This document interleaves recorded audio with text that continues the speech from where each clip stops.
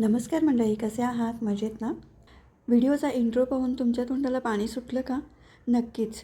तुमच्या मुलांना तुम्ही बाहेरचे अनहायजेनिक असे केक खाऊ घालण्यापेक्षा असे घरच्या घरी हायजेनिक पद्धतीने आणि पौष्टिक असा केक जर तुम्ही घरी बनवून दिला तर तुमच्या मुलांना नक्कीच आवडेल आणि तुम्हीही सुद्धा खाऊ शकतात. यामध्ये आपण गूळ आणि गव्हाचं पीठ हेच वापरलेलं आहे. तर चला आपण रेसिपीला सुरुवात करूयात. त्यासाठी मी इथे कोमट दूध घेतलं आहे आणि त्यामध्ये गूळ भिजवलेला आहे. जवळपास आता इथे अर्धी वाटी गूळ आणि अर्धी वाटी दूध आपण हे भिजवून ठेवलं होतं, म्हणजे गूळ वितळण्यासाठी. गूळ वितळल्यानंतर चाळणीने गाळून घेतलं. त्यानंतर आपण एका भांड्यामध्ये घेतलं, अर्धी वाटीला थोडंसं कमी तेल घेतलं. ते छान असं दूध, गूळ आणि तेल छान मिक्स करून घेतलं. त्यामध्ये परत 1 वाटी आपण गव्हाचं पीठ टाकलं. 2 सॅशे मिल्क पावडर टाकलेली आहे. तुम्ही इथे खवासुद्धा वापरू शकतात. यामध्ये वेलची पावडर किंवा मी इथे इसेन्स वापरलेला आहे व्हॅनिला फ्लेवरचा. चिमूटभर मीठ टाकलेलं आहे आणि हे छान असं मिश्रण आहे ना मिक्स करून घ्यायचं. त्यामध्ये 2 ते 3 चमचे व्हिनेगर टाकले. सर्व मिश्रण आहे ना छान फेटून घ्यायचं आहे, एकजीव करून घ्यायचं आहे.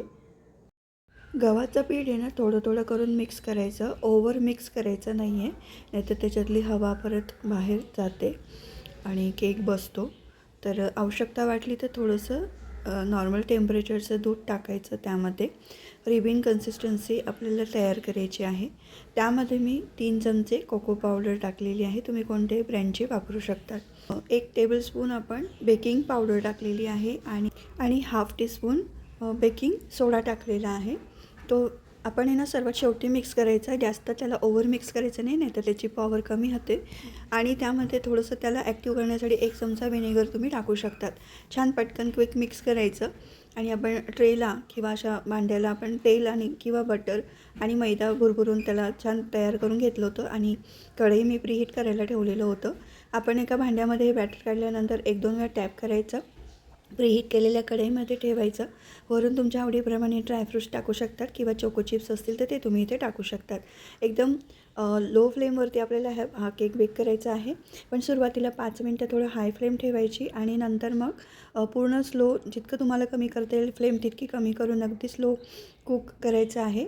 जवळपास 35 ते 40 मिनटं, म्हणजे आता तुम्ही किती बॅटर घेतलेलं आहे त्याच्यानुसार त्याचं बेकिंग टाईम अवलंबून होईल. पण साधारणपणे अर्ध्या तासामध्ये म्हणजे 30 मिनटामध्ये हा होतो.